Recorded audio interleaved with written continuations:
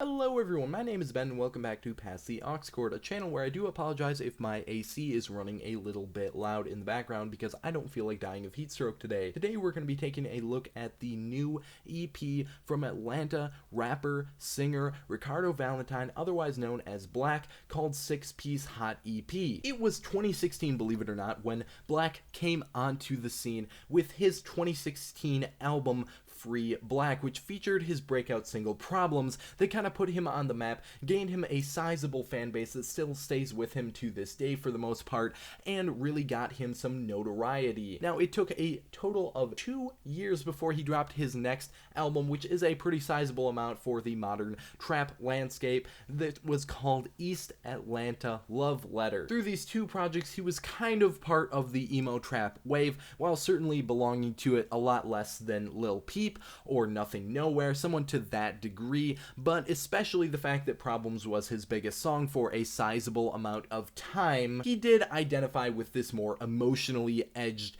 trap-flavored music. And once again, taking 2 years in between projects, we are met with 6-Piece Hot EP, and I have no problem with him taking his time. It's yet to be anything close to a mystery what you're going to be getting on a Black album, or a Black project in general in this case. You pretty much always know what you're getting into. Even though these 6 tracks are pretty samey for the most part, they do have some really fine-tuned details that make them very different from each other, and it actually ends up being one of his most diverse projects to this date. And because these tracks do hold some very different aspects to them, don't really tie together in any way, and there's a very small handful of them in comparison to an album, I do want to break down each one of these for you, quickly give my thoughts on each track, the first one being ATL Freestyle. Now, you pretty much know exactly what you're getting into from the title alone. This is Black on a typically styled trap freestyle, which is very reminiscent of other artists in the genre. While the beat on this one is kind of generic, I will admit,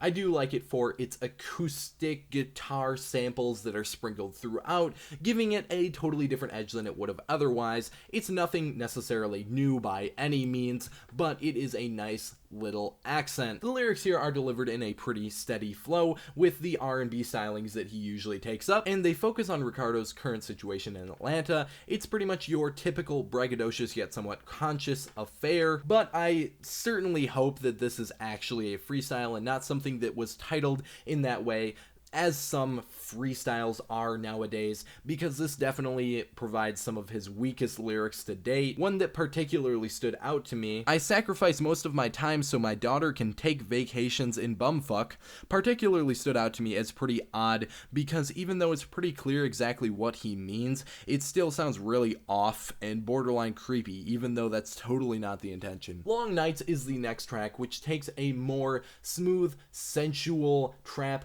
style beat that has some jazzy samples inside of it here and there. This song is also aided with backing vocals from Ari Lennox, which certainly do increase the vibe here. They aren't super noticeable by any means, but they do exactly what they're here to do. And the feeling of this song is pretty much the only substance present, as it is very just inoffensive. It's kind of there and gone before you really notice it was there in the first place, but there's nothing really bad about the song either. It's just not anything noticeable. The next track on here, Float, is the one that I am going to go ahead and predict is going to be the hit over time from this EP, the fan favorite at the very least, because it is one of the most likable ones here because of its solid, catchy chorus. One of the only ones here that actually features one. The emotions here are much more heartfelt than the previous 2 songs before it, as he kind of gets a little bit more emotional, a little bit more in his feelings, more reminiscent of those early days on projects like Free Black. Like I said, probably going to be the fan favorite just for that reason alone. It's very reminiscent of a lot of the things that he's done, and definitely seems like one of the most likable, catchy ones here. Know My Rights is the only track on this EP to feature any other artist on it, and that feature here is none other than Lil Baby, who, believe it or not, totally serves him on this track.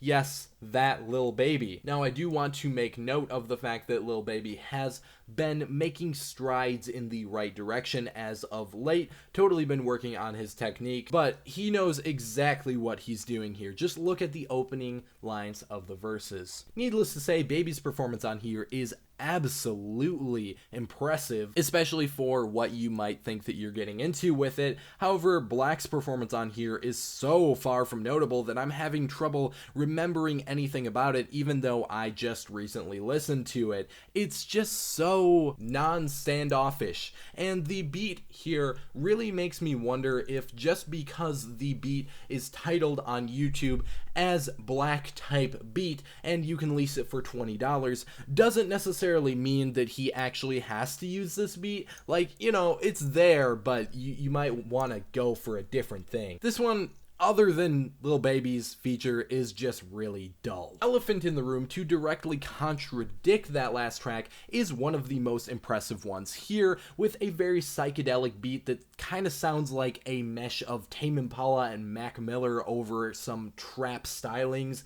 which is a pretty odd pairing, all things considered. The lyrics here are very lovesick, dealing in the flaws of a relationship and addressing the problems in it, hence the title, The Elephant in the Room. Although he takes a similarly effortless approach on this track, it works much better over this kind of psychedelic, druggy beat that we were already talking about. It has a very spacey feel to it, and the very, once again, I'll use the word effortless flow that he has on here actually really works here. Closing out the EP is the obligatory quarantine track titled Outside. Now, this is by no means one of my favorite quarantine tracks that we've gotten from artists, but it definitely has a message that I can see connecting with people, and it has a pretty good message to it overall. This song is about Black finding a love interest while in quarantine, and how he can't wait to do things with them